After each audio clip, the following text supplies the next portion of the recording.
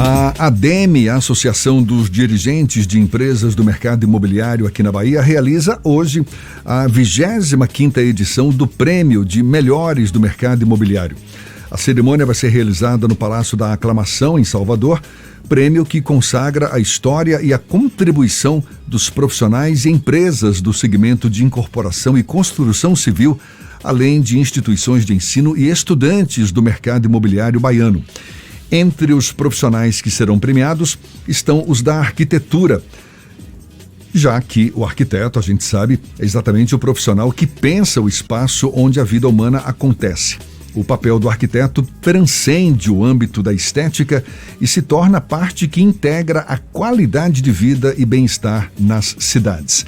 Um dos finalistas do prêmio no segmento arquitetura é o arquiteto Ricardo Farias, nosso convidado aqui do IC Bahia. É um prazer tê-lo aqui conosco. Ricardo, parabéns desde já e um bom dia para você.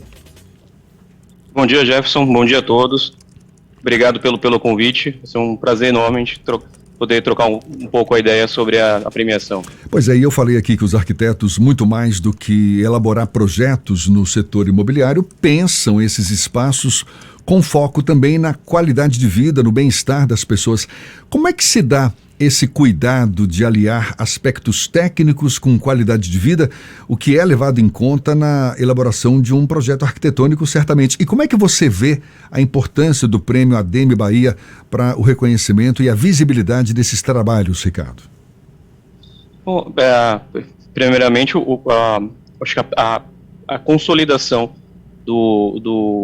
a poder fazer parte de serem um dos 3 escritórios indicados, finalistas para o Prêmio ADEME de Arquiteto, traz uma satisfação muito grande para a gente. Consolida os 15 anos de história do escritório, todo o investimento e dedicação que a gente teve ao longo desse período, justamente buscando o ponto inicial da sua pergunta, né, que é a busca pela qualidade da moradia em decorrência de todos os cenários que são apresentados, seja cenários sociais, com a pandemia, com o novo olhar que a gente tem pela casa, o cenário econômico, em que a gente tem que sempre avaliar o tamanho da unidade versus a capacidade de compra do morador. Então, todos esses itens são levados em consideração para que a gente alcance o resultado esperado. A arquitetura e o urbanismo, de certa forma, caminham juntos, não? E como é que você entende, aliás, como é que você estende o seu olhar também para as cidades, Ricardo? É possível, por exemplo, repensar cidades que cresceram sem planejamento urbano, como é o caso de muitas áreas daqui de Salvador, e reverter essa situação? É possível. Sempre com o valor agregado do urbanismo, para que a gente possa ter um olhar diferente sobre situações que já hoje são consolidadas, a gente poder trazer intervenções urbanas, agregadoras, a trazer a cidade para as pessoas, que hoje isso está muito forte, com grandes áreas de ciclovia, como a gente está vendo a intervenção de Salvador nos últimos 8 anos, espaços públicos, praças públicas.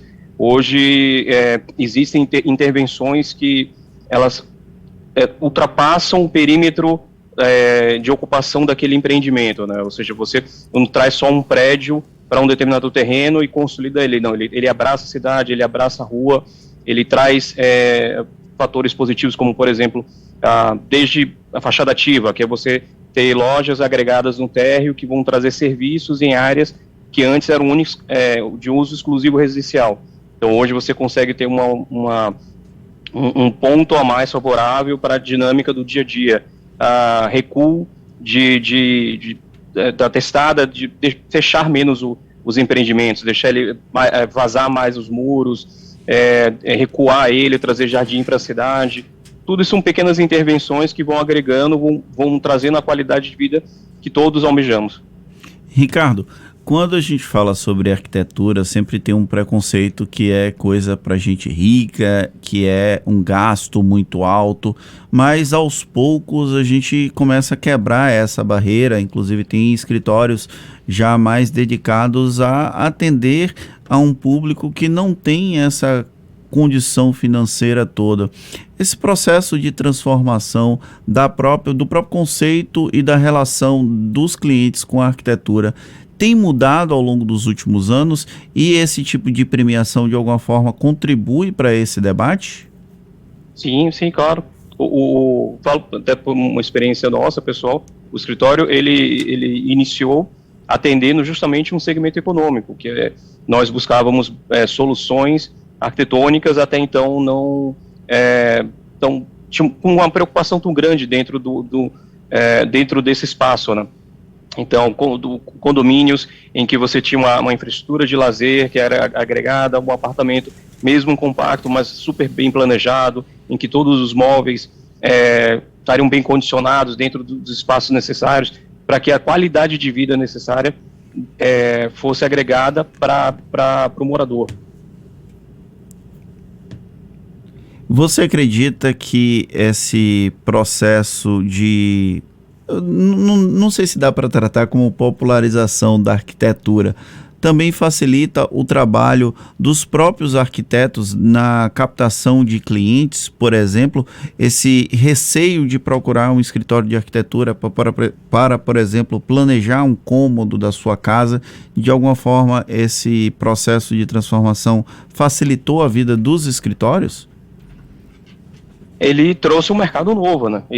Hoje tem escritórios de decoração, de ambientação, que atendem públicos enormes, fora um mercado que também está muito forte, crescente, que é de casas, que até então, hoje a gente tem Salvador uma cidade muito verticalizada, a gente não tinha uma cultura do uniresidencial, e com o mercado do litoral norte, isso explodiu, né? A quantidade de condomínios de casas, e todo esse público vem procurando os escritórios de arquitetura, preocupados com a qualidade da moradia, preocupado com o bem-estar, não só da arquitetura, né, da caixa da casa, também como o do bem-estar interno, da distribuição dos ambientes, dos cômodos, da decoração, que ela seja adequada para o momento de vida daquela pessoa. A pandemia também, de alguma forma, contribui para que houvesse uma preocupação maior com esses ambientes internos, já que uma parcela expressiva da população acabou ficando uma parte muito grande do tempo trabalhando de casa, em home office, e isso acabou provocando uma relação diferente com o próprio ambiente em que ela mora? Muito. Realmente a pandemia foi um divisor de águas. A percepção que hoje as famílias têm do morar, do olhar para casa mudou muito. A gente pôde observar tanto a insatisfação por alguns espaços que antigamente eram ambientes que não tinham valor agregado, que estavam lá só constando dentro do projeto, mas a pessoa sentia na obrigação de ter que comprar e ter aquele espaço em casa, e hoje ela viu que ela não tem necessidade. A integração dos ambientes também mudou muito. Hoje a gente tem projetos que foram lançados em que a cozinha é um ambiente social da casa. A pandemia fez com que as pessoas mudassem a leitura em relação a esse espaço. Hoje você está lá numa cozinha aberta, integrada, em que você está preparando o almoço, o jantar, e está interagindo com as pessoas que estão no ambiente de estar, seja a varanda, seja a sala. Isso hoje é uma condição super importante. E foi esse novo olhar perante a casa que aconteceu pós-pandemia, que fez mudar a cultura. Então a gente tem observado isso, a mudança da cultura das pessoas no dia a dia. Para a gente encerrar, Ricardo, você falava há pouco da capacidade que existe de as cidades repensarem os seus espaços urbanos que foram mal planejados, né, que cresceram sem planejamento. Eu queria insistir nesse ponto porque a gente tem de fato áreas aqui em Salvador visivelmente ocupadas de forma desordenada, sem nenhuma área de lazer. Falo, sejam invasões, sejam áreas mais pobres da cidade, as encostas que foram ocupadas.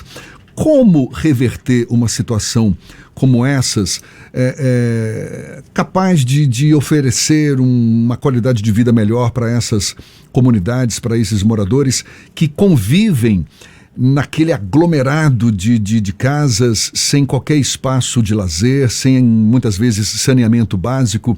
É possível intervenções, inclusive, nessas áreas? Isso é uma história muito longa, né? Desde todos os processos de planejamento, urbano, de intervenções dentro, para que a gente pudesse trazer isso, fazer essa mudança ao longo do ano, acho que já vem desenvolvendo ao longo de anos em vários programas sociais. O último deles foi o Minha Casa Minha Vida, alguns bem-sucedidos, outros nem tanto. Existem projetos muito interessantes feitos por escritórios, amigos, parceiros, que têm boas soluções interessantes, mas ele recai sempre muito numa situação do fator econômico, porque é uma questão de regularização fundiária diária. Então é um processo que vai talvez muito além do que só começa dentro de uma visão de um urbanista, mas ele também vem uma questão governamental, de recursos, para que a gente possa um dia reverter isso e ter uma cidade para todos. Muito bem, arquiteto Ricardo Farias, um dos finalistas da 25ª edição do Prêmio ADEME, Prêmio de Melhores do Mercado Imobiliário no segmento arquitetura. Muito obrigado pela sua disponibilidade, parabéns mais uma vez pela indicação. Bom dia e até uma próxima então. Obrigado a todos, bom dia. Agora 8h41 na tarde FM.